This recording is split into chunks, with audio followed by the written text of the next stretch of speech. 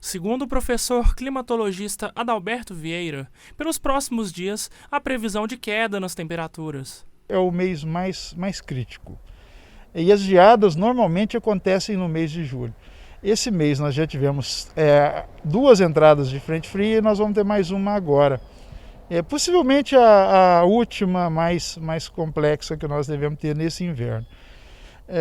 Como é que isso acontece? Acontece porque o hemisfério norte recebeu muito mais radiação e está recebendo mais radiação. Os dias ainda são menores que a noite. Você pode observar que as noites são maiores do que o dia. Então, no hemisfério norte, o dia é maior do que a noite. Então, lá tem mais radiação. Como isso acontece, lá vira uma zona de baixa pressão. O ar sempre vai da alta pressão para a baixa pressão.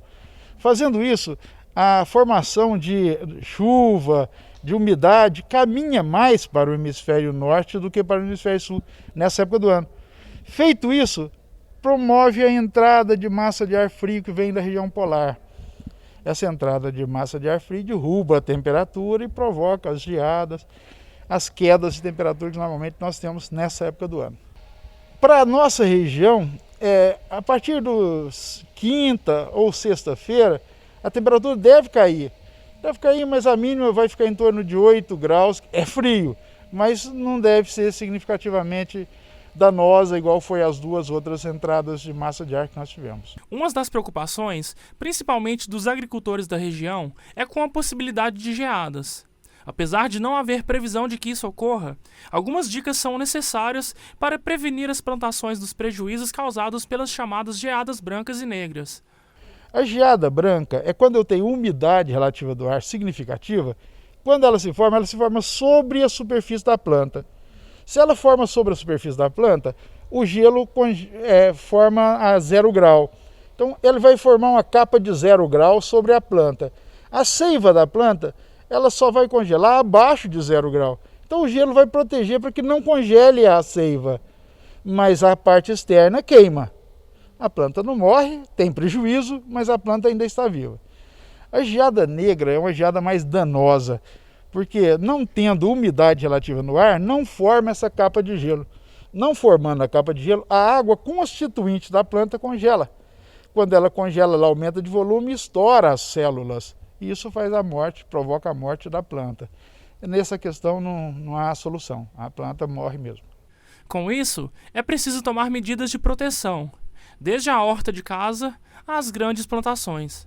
Então é possível cercar esse canteiro com uma telinha que seja e pôr um plástico durante a noite, né, para evitar o contato direto com essa geada que vai ter e conservar essa temperatura.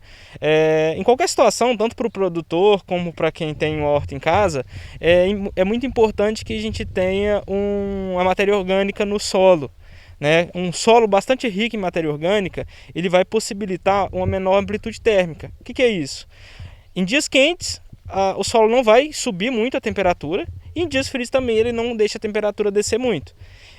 Isso é muito bom para a raiz da planta, né? Isso permite que a raiz da planta continue seu desenvolvimento normal, não vai matar a raiz da planta. Então um solo rico em matéria orgânica, ele é muito positivo, ele conserva bastante as características físicas do solo e consequentemente as características biológicas. Como nós estamos num clima quente, né, predominantemente quente, a gente está acostumado com uma temperatura mais elevada, né, as culturas que a gente cria, que a gente tem o costume de plantar, né, a banana, né, no caso das frutíferas, ou a própria alface, né, que é uma folhosa, couve em geral, e as hortaliças em geral, elas vão sofrer bastante com um frio intenso, né? As folhosas, elas são diretamente prejudicadas porque o frio ele atinge direto a folha ali. E a gente está vendo diversos produtores também sofrendo, produtores de café sofrendo bastante, porque o café é uma cultura que tem um valor muito alto na implantação da lavoura, e sofre bastante com frio, porque é uma cultura que está bastante acostumada com um clima mais quente. A utilização de outras plantas, como a bananeira e o preparo do solo, são fatores importantes que contribuirão para evitar o comprometimento das plantações. No nosso exemplo aqui, a gente tem a horta, e essa horta ela é cercada por um bananal.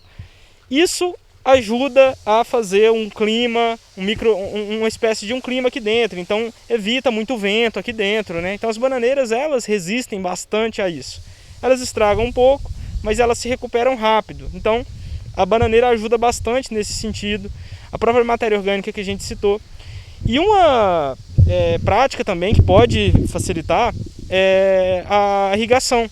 Então, depois que passou essa geada, que essa geada atingiu as plantas, se você conseguir jogar uma água por cima dessas plantas, vai diminuir muito o dano causado. Por quê? Porque a geada, ou até mesmo o orvalho, a gente sabe que ele traz sais minerais, né? Então, isso depositado sobre a folha da planta, quando vem o sol, ele queima bastante. Então, uma vez que você jogou uma água por cima dessa planta, né, você limpa esse material e ela não vai sofrer tanto como ela sofreria.